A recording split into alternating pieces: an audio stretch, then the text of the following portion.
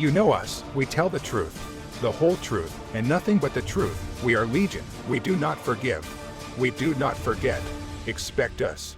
We are anonymous. Spray sulfuric acid into the stratosphere, 20 kilometers over our head, and use that to stop the planet warming up in a kind of ugly tech fix. You can spray something into the atmosphere to change. Okay. Spray pollution into the atmosphere to stop it warming. In just the past 3 years, more frequent and severe storms, floods, and wildfires and droughts have cost more than $400 billion. Climate has never changed as fast as it is since humans have been on this earth, that temperatures haven't changed as fast as they are since humans have been on this earth, and that it is emphatically caused by humans and the burning of fossil fuels. There's no debate left in this report on that. Well, historic and deadly flooding has parts of the Midwest underwater this morning. Thousands of people have been evacuated in Nebraska and Iowa, where disaster declarations are in place. It's the aftermath of last week's bomb cyclone. That weather phenomenon produced blizzard conditions in portions of western Nebraska and severe flooding. This entire area was underwater a couple of days ago. The Elkhorn River right here behind me crested at about 5.5 feet above a 1962 record, and it's the first time that it has passed a major flood stage level. Water stretches as far as the eye can see. In Nebraska, fields and homes are completely submerged. I was petrified. You know, I didn't know how fast it was coming up. Homeowners near the Elkhorn River were shocked by the devastation. Floodwaters shut down roads and highways, at one point totally cutting off the town of Fremont. We are trapped. We can't get in or out of Fremont, and so planes are flying in supplies from all over. The National Guard dispatched choppers with 1.5-ton sandbags, dropping them in high waters to prevent the flood from spreading. Officials say nearly 300 people have been rescued from flooding across Nebraska alone. The flooding is an aftershock of last week's bomb cyclone, which bombarded the northern plains with blizzard conditions. Now, rapidly melting snow and rain have engulfed the region with water. Okay, so how, again, I interrupted slightly there. How does it work? How many planes are we talking about here? How do you do this? So let's say you wanted to stop it warming in 2020. You'd start with a fleet of just 2 or 3 kind of modified business jets. You'd put, say, 20,000 tons of sulfuric acid into the stratosphere every year, and each year you have to put a little more. And this doesn't, in the long run, mean that you can forget about cutting emissions. We will need to rein in. No, we'll get to it eventually, yeah. But it does. But in the meantime, we're shrouding the earth in sulfuric acid. Before and after satellite images show the magnitude of flooding along the Missouri, which damaged dozens of buildings at Offutt Air Force Base. A third of the facility is reportedly underwater. The emergency manager that's been in that position for 13 years said he has never seen anything like it. Every single levee was overtopped, water coming in from every direction. And this isn't the kind of gentle standing floodwater that we see pictures of often in river flooding. This is water with the kind of power to do that. That's a dam. So this water hit that dam, destroyed it, and was even powerful enough to cut around it. It's the kind of floodwater that's taking away roads, bridges, buildings, anything in its path. This morning, from Nebraska to Wisconsin, historic river flooding from rapid snowmelt and ice jams, leaving at least 2 dead and 2 missing. In Nebraska, the destruction widespread. Roadways completely crumbled. Take a look at this highway cracked in half with floodwaters rushing right through it. The force of the water so strong, it took out the Spencer Dam, causing an 11-foot wall of water to devastate 3 surrounding counties. This cafe in Niobrara destroyed after raging waters wiped it out, leaving debris and chunks of concrete scattered everywhere. Neighborhoods in peril after water rushing in, the National Guard using helicopters to rescue people trapped on their roofs. And rivers cresting at historic levels. In Waterloo, the Elkhorn River breaking its 1962 record, swelling over 17 feet in just 5 days. Now, take a look at this, a flowing river of ice and debris.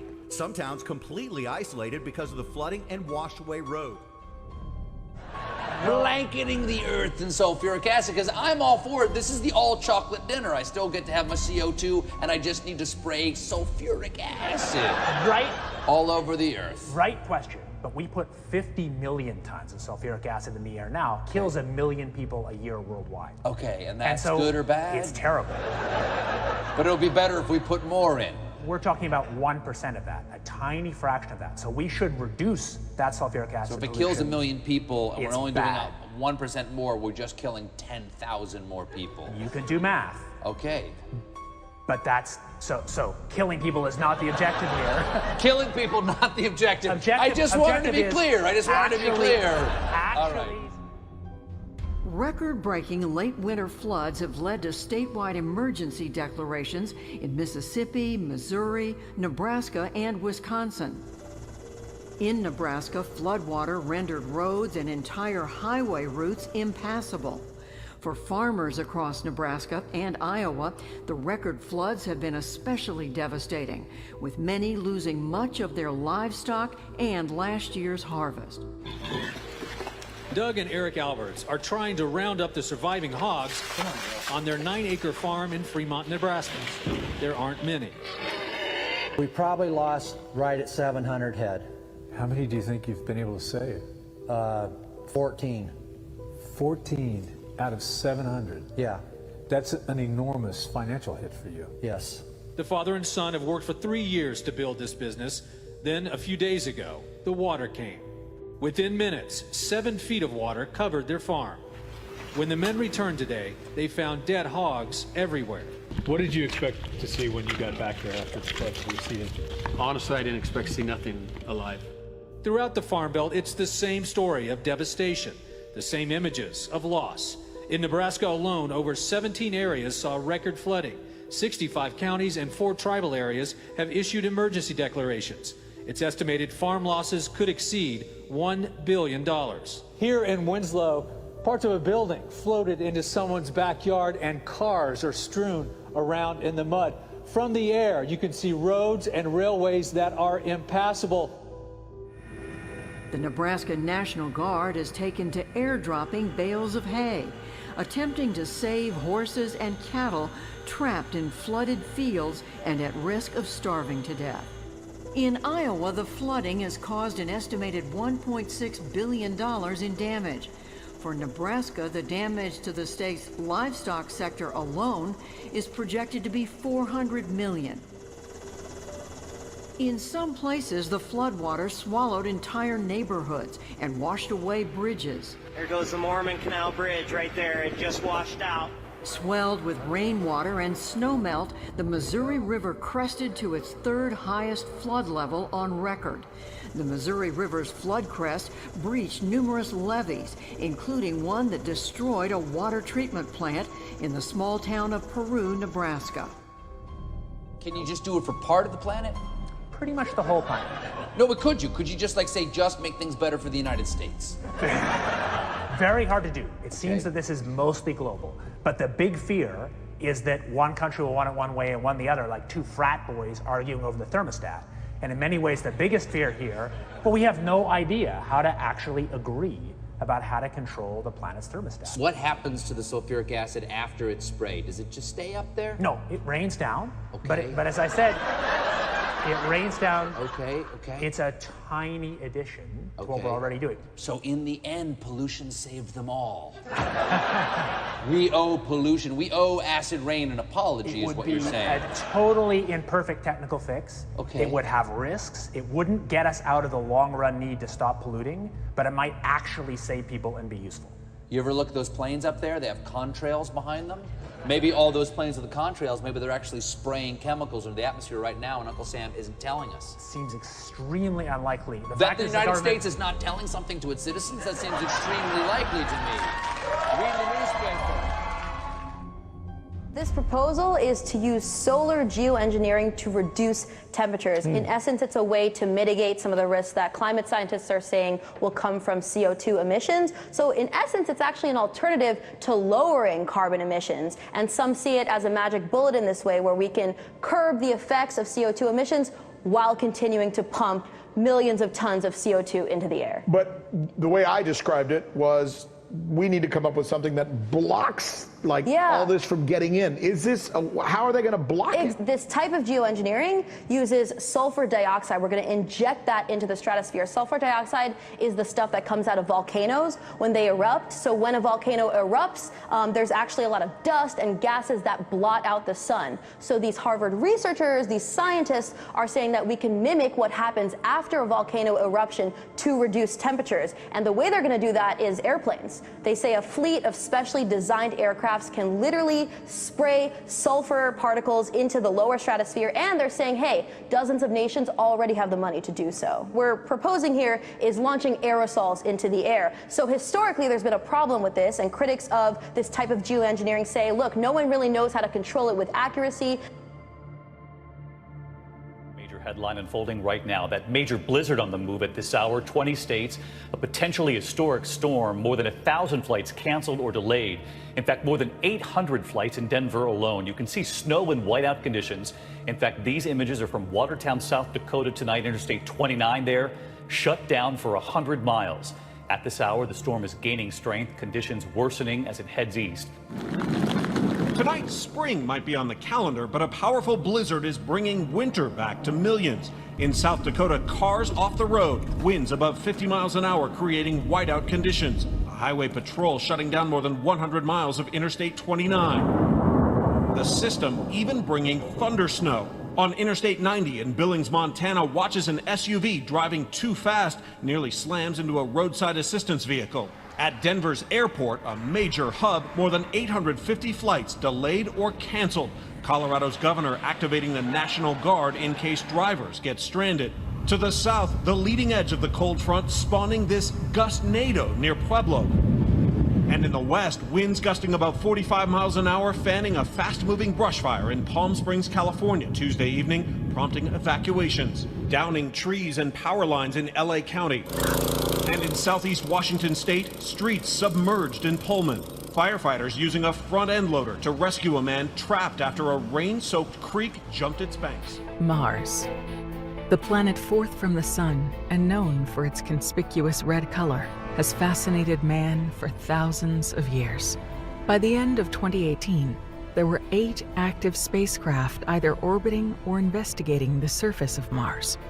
There are also private groups that boast they will be building the first colony on the surface of Mars. It's a human obsession that drives scientists, astronomers, explorers, and sci-fi writers mad. But why Mars? This passionate pursuit to discover life on the red planet may be fueled by something deeper than curiosity. It could be triggered by an ancient memory. If this is true, what is it we are trying to understand on the surface of Mars? The electric universe theory suggests that not only could there have been life on Mars, but it is one of the only planets that holds the most evidence that 10,000 years ago, an electrical encounter wreaked havoc on our current solar system. National Geographic published an article titled, "Did Life on Earth Come from Mars?" In the article, 2 scientists gather evidence that Mars had certain elements for early development of life that Earth seemed to be scarce of. Their theory suggests that a meteorite hit Mars and that the debris from that impact made its way to Earth's surface, carrying these elements we needed. This brings up 2 questions. If Mars had these necessary elements for life, could that mean that life existed on Mars already? And also, could this impact on Mars have been an electrical encounter with Earth and not a meteorite from space? Electric Universe unravels a riveting case for those questions. One of the big puzzles about the Earth has been its oceans, because the hydrogen and oxygen that makes up the water in the oceans should have been, according to the standard theory, blown into the outer reaches of the solar system during the early phase of the sun's existence. And that was the argument for the formation of the gas giants. They're thought to be mostly the gases that were blown out from the inner solar system. The answer that they came up with is that the Earth suffered bombardment by comets, and comets brought water to the Earth after its formation and the other planets that were in place. This doesn't stand up because now that we've actually looked at comets, they don't have the water that was expected. And of course, the electric universe explains that too, because the water is actually formed electrically from the minerals on the surface. When we've looked closely at comets, they've shown they've got rocky surfaces. The simple answer is that the atmosphere and the oceans on the Earth were formed by this continual misting down of material being lost from Saturn. That would mean that Mars also had the same environment. That also indicates that we should expect that there was life on Mars at that period, and that even after all that devastation, perhaps someday we may be able to detect the fossils of life forms. If Mars had the same environment as Earth, why did Mars end up a barren red planet while Earth continued to carry life?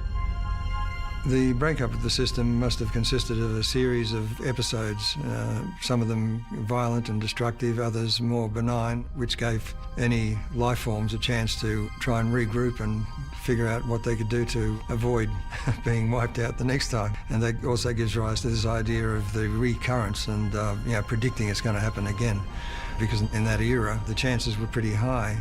Each time these events occur, there would have been a change in atmospheric content, the amount of atmosphere and those kinds of things. We know for certain that this also occurred on the Earth. On Mars, being a smaller body, the changes would have been more dramatic, and it's possible that if there were people on Mars, they would have had to survive in a reduced atmosphere, for instance, find it difficult to breathe. These are the kinds of things that one can speculate about and try and form a picture of what these events must mean for living creatures on their surfaces. How is this explained using the electric universe model? Each of the satellites of Saturn, Mars and Earth in particular, would have had to find their new place in the solar system.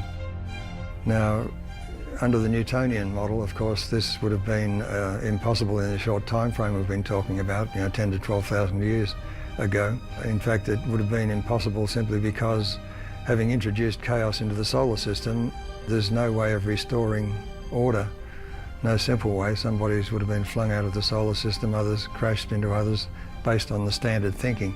The electric universe model says that the bodies would avoid collisions, and when they came close, they would exchange electric charge, which would change their mass, their gravity, and therefore their orbit. So this is the mechanism that spaced all of the progeny of proto-Saturn at the various distances that we find them in the solar system. There's research to be done to understand how this achieves what is known as the Bode's relationship between the orbits of planets. There are things going on in the electric universe which are not considered at present, and that is there are resonances. There are resonances within subatomic particles, there are resonances within atoms, within biological systems, within crystals, at every scale. And in the case of the solar system, there is a gravitational resonance. If this resonance between planets caused massive damage on a once Earth-like planet, where can we find evidence of that? I think it's important to visualize the towering size of the planet Mars as it neared the vicinity of the Earth. It would have been many times bigger than the current moon. But as Mars moved closer to the Earth, you have to imagine unbelievable pyrotechnics in the sky, certainly a lot of electromagnetic effects, a lot of auroral effects. Mars at its closest was about 40 times the diameter of the moon in the sky. You can understand the sheer fright and awe of the ancient observers, and the concern that the things that were happening around them were signals of the end of the world. It also explains the strange motivation for ancients to build huge rock structures with rocks that we'd have difficulty moving with our modern equipment. And some of them are very rudimentary. They appear mainly to have shielded from things falling from above. And that fits, of course, with all of the stories of stones falling from heaven. The meteorites that fell were associated with lightning. They were called lightning stones. So the two together came together. the interplanetary lightning and the falls of rocks and stone and dust from the sky, and also that fits with the biblical accounts of the plagues of Egypt and so on. If you have a situation where Mars meteorites are falling on the Earth in tremendous abundance, it goes without saying that there's a possibility that Mars microorganisms eventually made their way to the Earth.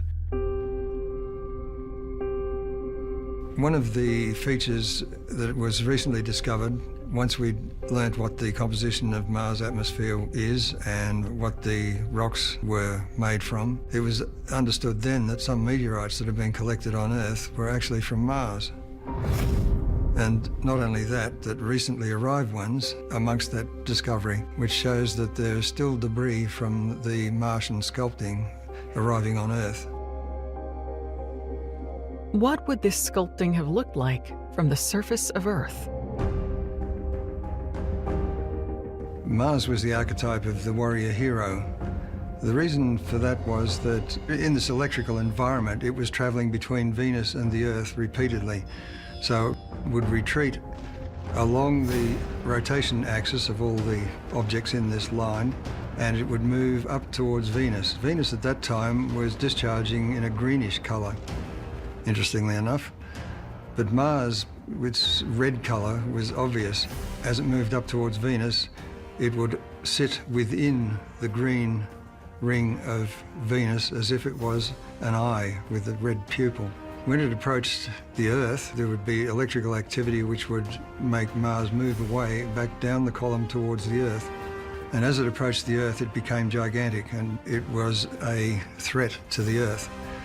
Its appearance, as it got close enough, was such that material being removed from the surface of Mars electrically would descend towards the Earth. And looking up at this descending material, it looked like a red dagger. So that globally you will see images of Mars, and you will also hear references to the sword of Mars. Well, what was the sword of Mars? It was this appendage of material, dust and gases, stretching towards the Earth, towards the northern pole, it seems. According to the ancient sources, a towering, gigantic tornado or hurricane descended from Mars with disastrous effects.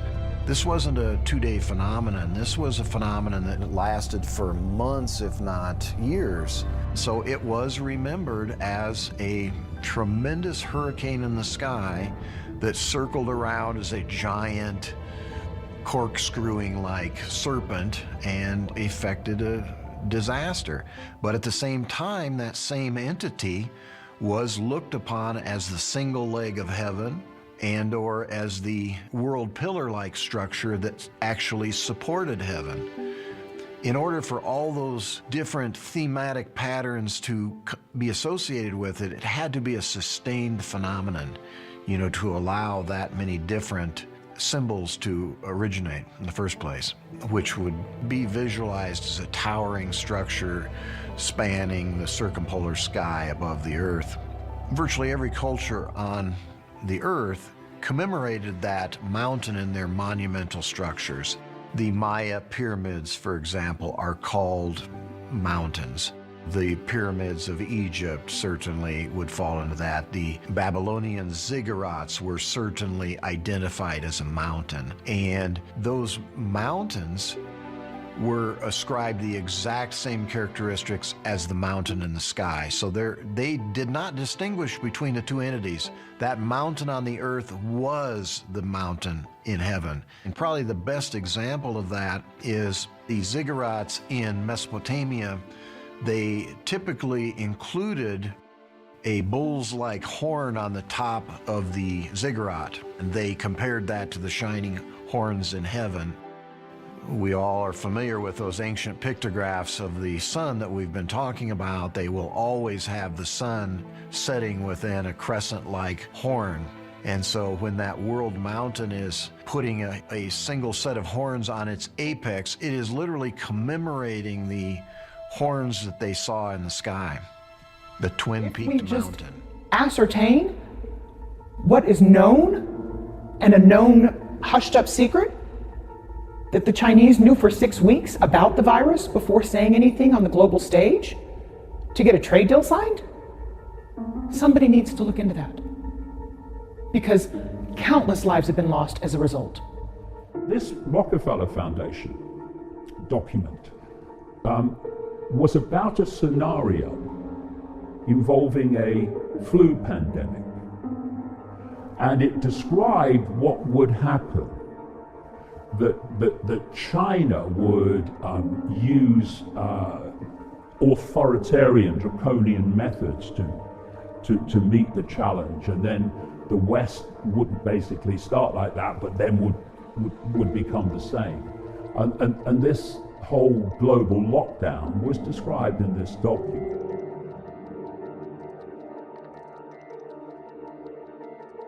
I'm Christian at heart, and I like to think that nobody would want to kill people. I will say this much, and if you're listening, write it down. In late November, word had already gotten off of the mainland that there was a virus in Wuhan. On January the 15th, the US trade bill was signed, phase 1. December the 15th. I had a whole month off, December the 15th. 6 weeks later, the trade truce was signed with an out clause, a very clever out clause that the Chinese made sure was in there, that said if there was any kind of act of God, pandemic, then they didn't have to make good on what they had committed to buy from the United States. Within days, they announced the first coronavirus. So, did the Chinese know damn well that this thing was running around the world for 6 weeks before they shut down Wuhan? Yes, they did. Is that criminal? Yes, it is. Does it deserve to go in front of a world tribunal? Yes, it does. Because we know that it was the unfettered travel that made this thing a global phenomenon that was impossible to contain. 6 weeks they knew, but they wanted that out clause. And then they underreported what happened in Wuhan, which a toddler could tell you based on what happened in Italy, based on what's happened in Germany and in France and now in the UK with Boris Johnson in the ICU. There's no way in a city the size of New York, 11 million people, that there were so few cases. It's impossible with similar density to New York. So the World Health Organization should be held accountable for not holding China accountable to providing good, valid data so that the rest of the world could prepare for fewer people to die. And that's what you're talking about. To me, these are equivalents to acts of war on the part of China.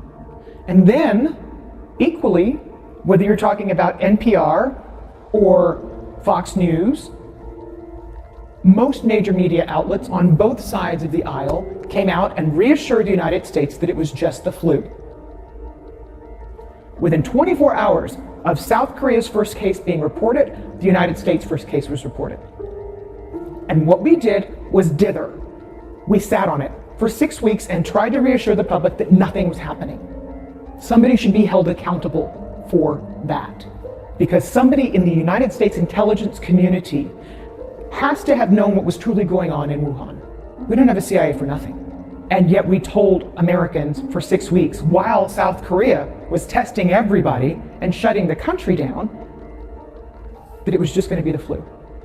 So there are a lot of responsible bodies right now that have taken us to the point where we're at, inside the country and in China.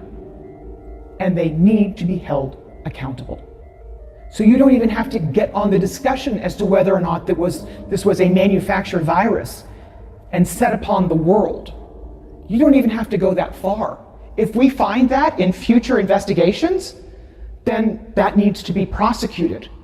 But if we just ascertain what is known and a known hushed up secret, that the Chinese knew for 6 weeks about the virus before saying anything on the global stage to get a trade deal signed, somebody needs to look into that. Because countless lives have been lost as a result. The damages are in the tens of $1 trillions. We're not talking about small here if that's the case. No, we're not. And we're talking about people losing their family members, and we're talking about we're talking about suicides in the future, we're talking about economic hardship. All of this could have been mitigated had China been honest and had the World Health Organization made China accountable. Let me ask you, who do you trust the least? Iran, Russia, or China? China. China's got more economic power. Because of that, or because they don't have a free press and because we can't really know what the hell is going on over there? Well, that's just a kicker, but you don't really know what's going on in Iran either. You had global satellite images in Iran showing mass graves. Iran underreported the same. And you can't tell me that in the cold of winter that Russia has as many cases as it's reporting. But at last check, China's 17% of global GDP. They can throw more money around than anybody else. And you just mentioned two of their allies, by the way. When you look in the global average and in most other countries, the number of people who are seriously affected by this against all those who are not, the way the whole economic system is being shut down is suicide. And what happens when it reaches a point where in its present state it cannot continue, it cannot survive? A whole new economic system comes in. The idea of human-caused climate change, it's a hoax. And people say, why would they hoax climate change? You look at all the solutions to climate change, and again and again and again, they are exactly the same solutions and consequences as with the coronavirus. A technocracy is defined as a society that is controlled by bureaucrats, experts, scientists, engineers, technocrats. And the ability of that situation to happen is through smart technology and AI.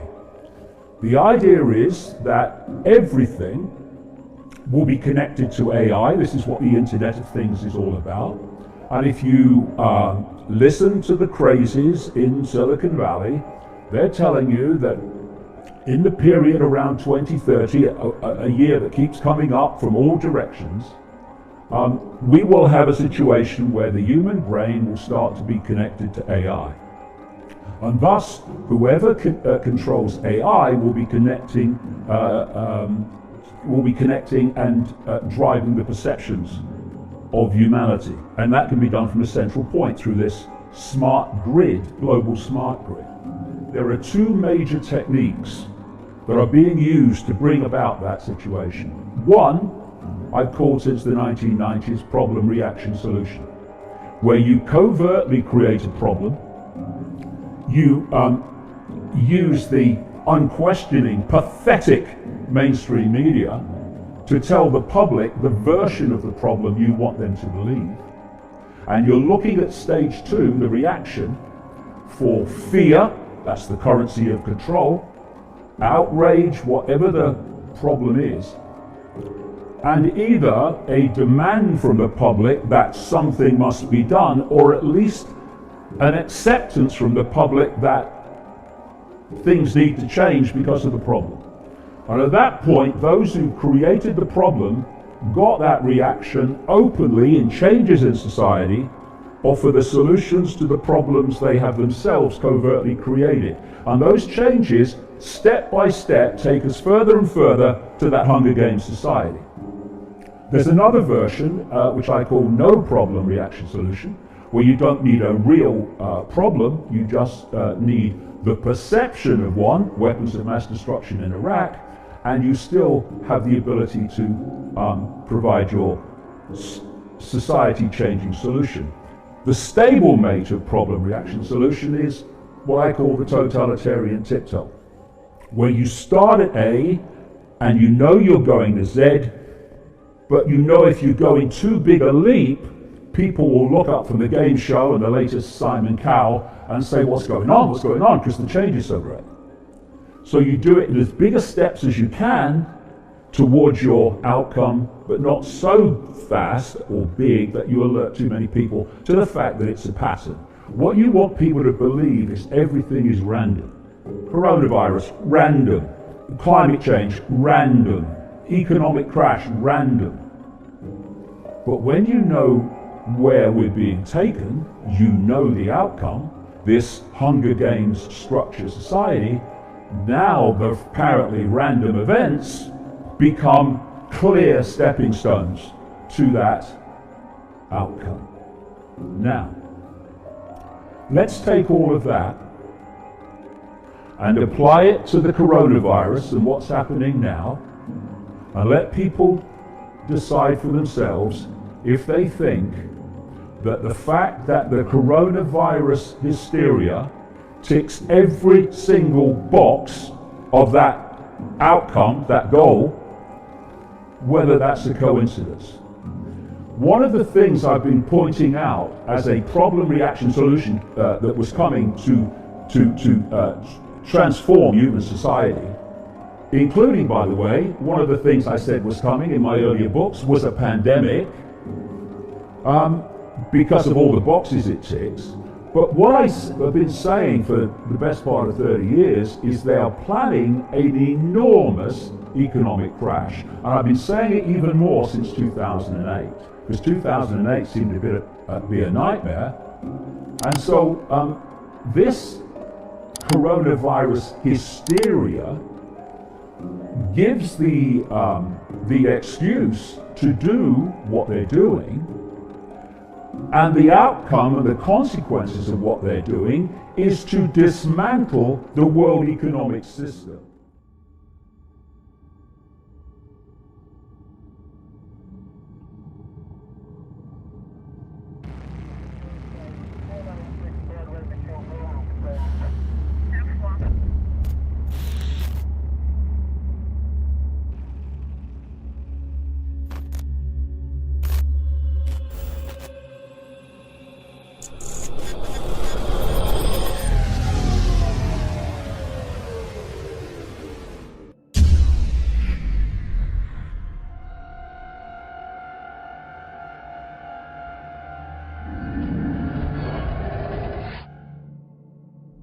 The National Guard and other agencies in Wisconsin will test its preparedness and communication in 5 northeast Wisconsin counties over 3 days in Midway. The exercise, called Dark Sky, will simulate a long-term mass power outage.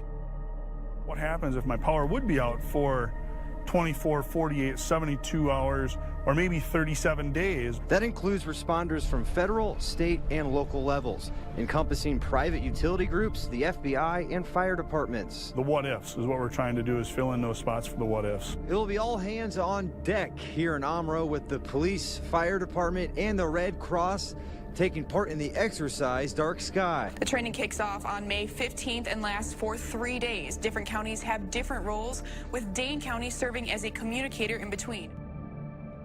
One way to get at America, and an easy way, quite frankly, is through an EMP attack, an electromagnetic pulse attack.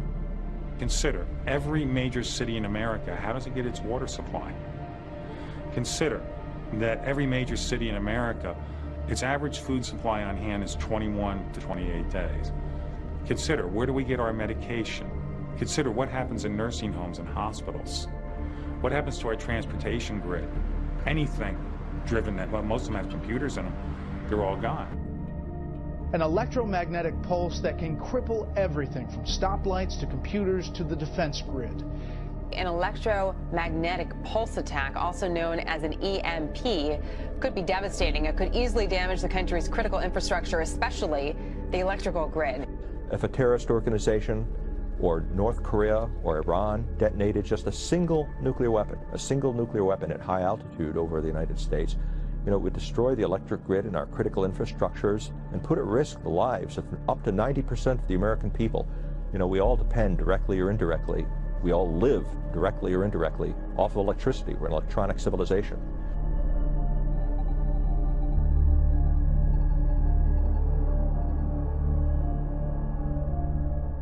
%, let me repeat that, 90% of all Americans will die within 12 to 18 months after an EMP event. This study was done in 2008. Has anything been done since? No. If it sounds far-fetched, consider that last July, a steamer owned by Iran's ally, North Korea, was found in Panama hiding nuclear-capable SA-2 missiles under 10,000 tons of sugar. Experts believe Russia has given EMP technology to North Korea.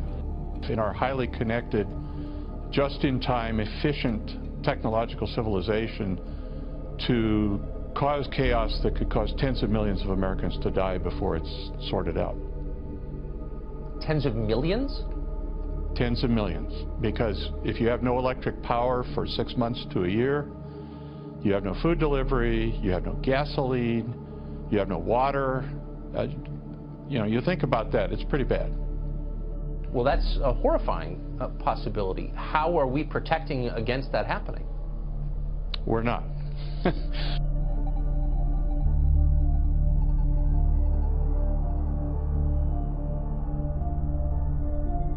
Today, the old duck and cover films from Cold War days seem campy and quaint. To many, a nuclear blast and its resultant electromagnetic pulse, or EMP, seems so unimaginable, so unlikely, that few worry about it, and fewer still take any precautions. It's not real, and it's something out of a James Bond movie. A general consensus is that it is not a real threat. It's not imminent by any stretch of the imagination. We have information, for example, the data from actual high-altitude nuclear detonations that were conducted by us and the Russians back in the 1961-62 time frame that did things like knock the lights out in Hawaii. An EMP is a short burst of electromagnetic energy that all nuclear explosions produce to varying degrees. A large EMP triggered over the United States from an orbiting nuke at the right altitude could fry the circuitry of cell phones, render electronic banking, automobile computers, railways, air traffic control, and airplanes themselves useless. Food would rot in refrigerators and in farm fields, with no means of transporting agri-products to population centers. In the following weeks and months, a truly Mad Max world would evolve. Dr. Pry believes a naivete about EMP pervades the Western democracies, where nukes are kept mostly out of sight and out of mind. But for totalitarian and authoritarian states, as in the case of Iran, and possibly North Korea, the use of nuclear weapons is not only unthinkable, but in their open source military doctrine, they've written for years about being able to win a nuclear war, that you can fight a nuclear war. Adding to EMP worries, North Korea's recent successful test of a solid-fueled ballistic missile. The solid fuel needs less preparation, meaning less warning time for those targeted. In addition, North Korea also has at least 2 observation satellites that orbit over the U.S. at an altitude ideal for an EMP attack. If the lights went out, it's more than just the lights. Explain what could actually happen to people if there's a massive cyber attack. Well, in a place like Manhattan, for example, if the power goes out, you know how the fire department and the police spend the first couple of days getting people out of stalled elevators. You're talking about a community of, what, 8 million people? The food in a place like Manhattan would run out in a couple of days. New York State has several million MREs, meals ready to eat. But when you take several million and you divide it by 8 million, you're talking about maybe a 2 or 3 day food supply. What happens on day 4? If someone exploded a high-altitude nuclear weapon over the United States, the electromagnetic pulse would affect all the electronics within line of sight of that burst. Were the blast to occur high enough, the entire continental United States would be left with no electric power or the things that depend on electric power. Medical services wouldn't be available because they needed electric power. Telephones wouldn't work. The traffic lights would stop working. Big traffic jam. Transportation would be shut down. Electronic funds transfer wouldn't work, so you wouldn't get your paycheck. You wouldn't be able to use your credit card. Food stocks would run out very quickly. Everything we know about life today that makes it convenient and efficient would be shut down.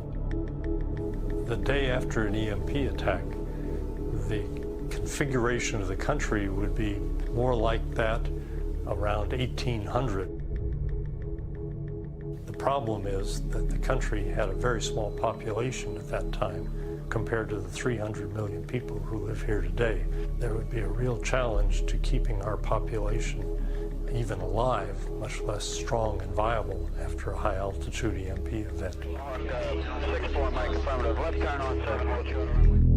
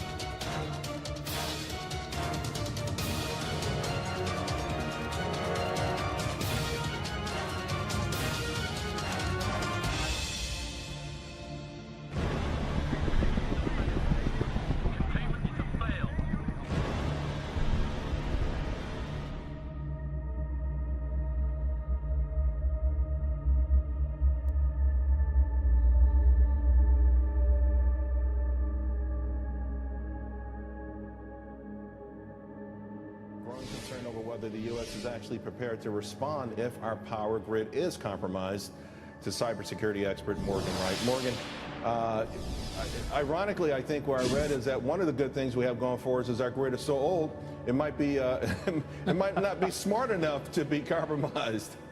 Yeah, look, all you have to do, Charles, is watch a natural disaster and you'll see that our power grid is still fragile. We're doing a lot better at protecting it, but that's the problem. You know, it's kind of the analogy of saying, well, I can go 2 rounds with Mike Tyson back in the day. Yeah, well, you still can't go 15. We've got to be able to go that full 15 rounds and survive a direct attack. Look, Russia's been using Ukraine as their punching bag for a lot of years, so our lessons we need to learn are from watching what they're doing in Ukraine right now. Yeah, I remember it wasn't long ago when we had a major power outage in the Northeast that was caused by a small incident in Canada. So it stands to reason we're extraordinarily vulnerable, and we've been vulnerable for a long time. Why don't we fix this? Look, you know, if you look at the patchwork that is called the energy grid, I mean, it is a collection of a lot of different things, a lot of different power stations, a lot of different technologies. They're transitioning, trying to make things more network oriented, trying to beef up their cybersecurity, but that brings its own problems because now we're trying to connect older systems to network technology, and that's one of the flaws that they took advantage of in the Ukraine attack. They attacked these cables that connected the power systems to the computer networks and physically damaged them. So yeah, there's a lot of work we still have to do on this, Charles, but the biggest thing you're talking about is that recovery piece. We know we're going to get attacked. The question is, how fast can we reconstitute and recover our energy? Because if you want to go after a nation, as Deidre was saying, that other thing, it's a maximum war. Go after their power, go after their water, and you can bring a nation. The fact is that little bit of information can change your whole view of what is really the major issue here now. Exactly what you said. A lot of people, you know, my age or younger, or maybe a little bit older, they have never experienced anything like this. And so they don't really understand the effects of what they're doing. They don't understand that, you know, I'm used to, you know, there's still things that my kids are going to grow up and they're used to it because they've had it from an early age and I didn't. But as far as, you know, we haven't always been able to get into a metal tube and fly across the country. Like, it's amazing what we can do. And so in a lot of ways, we've come so far in a lot of ways that we don't really know how to handle that. And I think that's the other thing is not only it's a hard check for us as far as what's authentic, but really it kind of exposes real quick have we really come all that far. Yeah. You know, 2 days ago, things seemed, you know, limitless, or 2 weeks ago, things seemed limitless, and now all of a sudden, these constraints are placed on us. It really changes things. It's amazing how a little bit of information can totally alter your perspectives, you know. Well, I think the whole thing kind of illustrates where our culture is at. You mentioned the whole thing with Kobe Bryant. I had a conversation with a friend, and I think, at least in my generation, that's the first kind of sports icon legend that was, we would say taken too early or life was cut short. But I think it illustrates where our culture is at, is we live in a culture that spends so much time trying to prevent this type of stuff from happening. Mm-hmm. And we almost think that we're immune to it. Like if we just get enough knowledge, if we get enough this, and we keep working up, as you said, and the knowledge is multiplying quicker and quicker and quicker.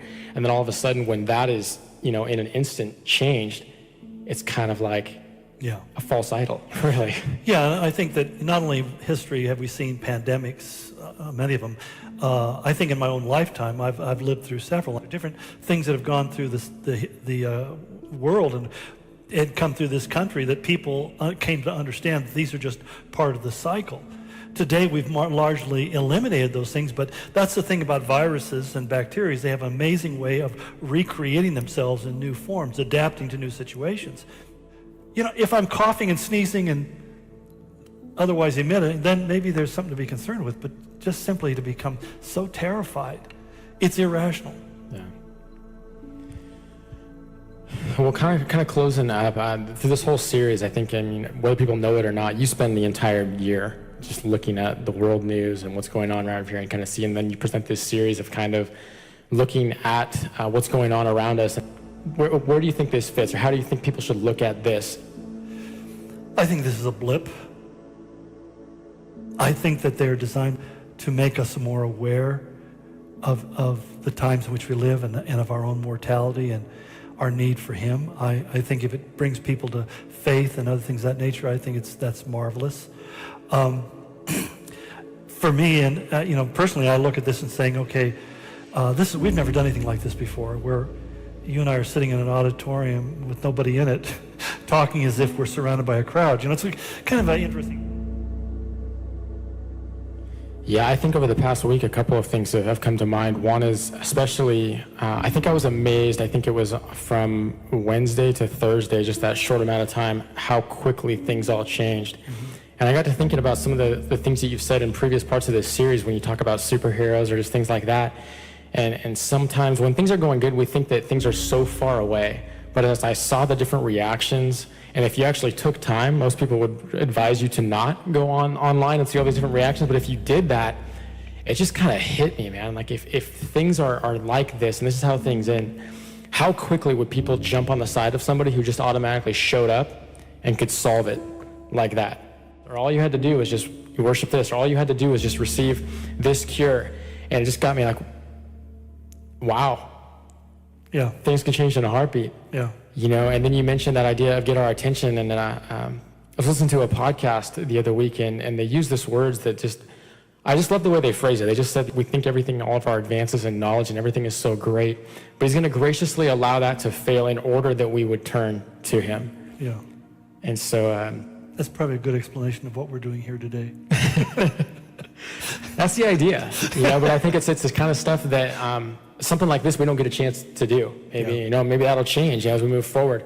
But I think to be able to have kind of that living room session, to be able to say, well, what about this? This is my situation. How does that apply? Yeah. And really help people to work through that. And I really think that's an opportunity that we have now as smaller communities, and really discuss these questions and really kind of flesh out those personal experiences as to how this works with the goal, obviously, of submitting to the Word. What role do we have to play in their lives, or what role do we have to shine a light in this just kind of time when people kind of see it as just nothing but darkness. Yeah. Well, thank you for your word. We're going to see how this pans out. But I think that the other part that you kind of touched on that really is we've probably seen people maybe for the first time express panic, really. And I think that really can have an effect too. It reminded me of reading a series of books that I got from my son, and I just thought it was really the story's been well told. I can't finish the story because I haven't finished the book yet. Okay. But I'm getting there. But it was just they were in a situation, and they were given the advice from this godlike figure who said, be careful what lens you view the world through.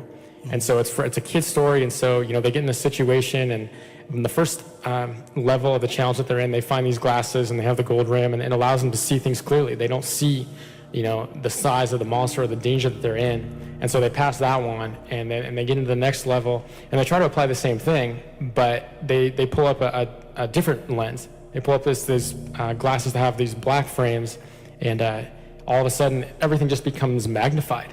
Now the danger looks so much bigger and things like that. And it just spoke so loud and clear. Yeah. That makes all the difference in the world. Now to the growing number of hoaxes popping up online. Misinformation is spreading fast. You see, and the problem is how do you distinguish between something that's true and false based upon whose perspective?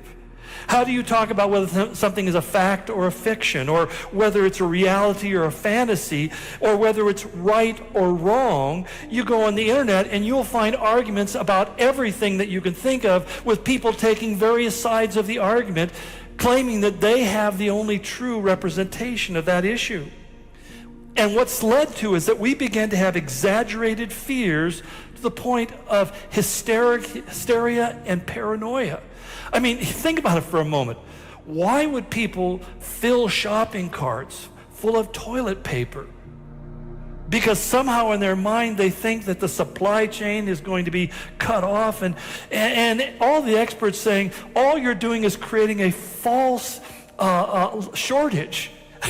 Because they don't produce that much toilet paper, because generally people don't use that much toilet paper. And I see a big dip afterwards when people get over this few weeks of this pandemic and they have all this toilet paper. Then they're going to have to readjust their production because so many people really don't need that much toilet paper. It's kind of being blown so far out of proportion. But what also it does, it tends to reinforce our biases, even to the point of bigotry.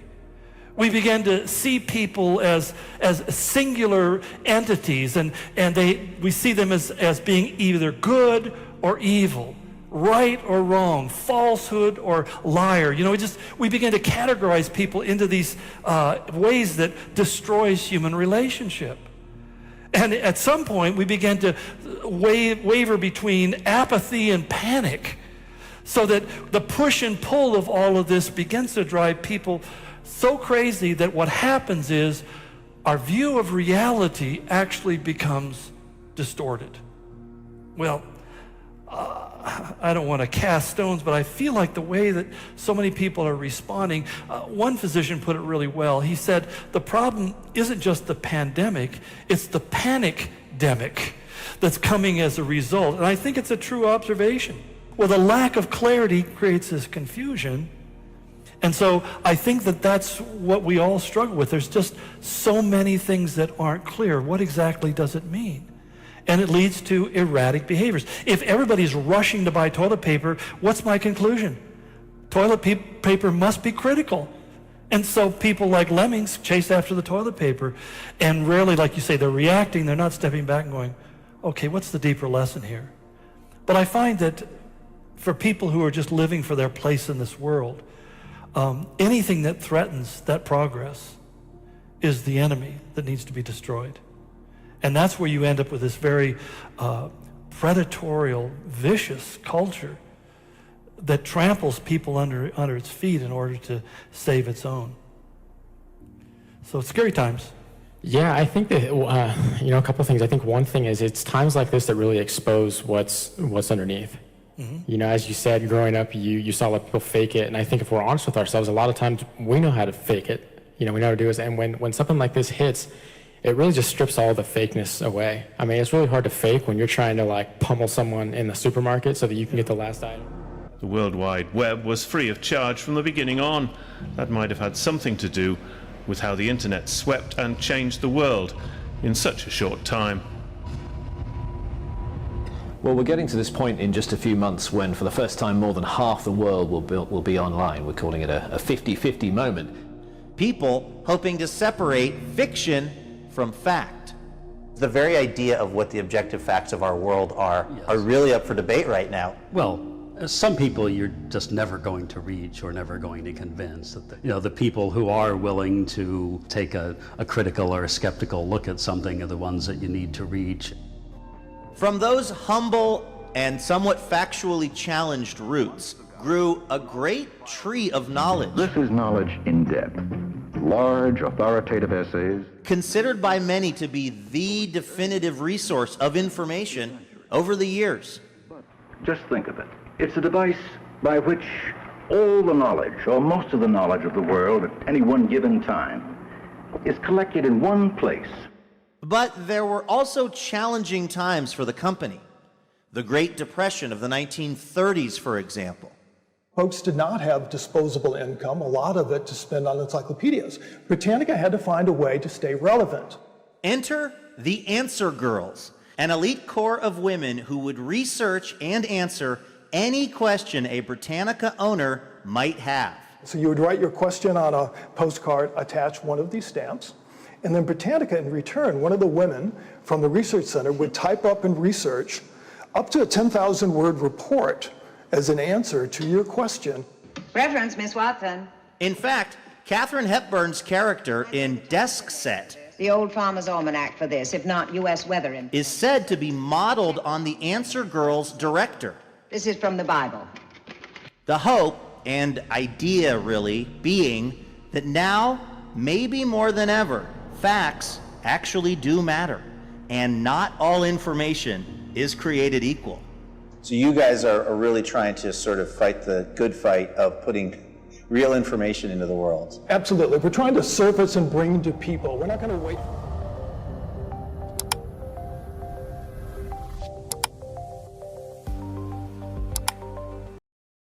We thank you for watching this video and ask you to spread the news. Put this video on your social network or link to it so that you can be part of the anonymous movement. Together we are strong. Together we are anonymous.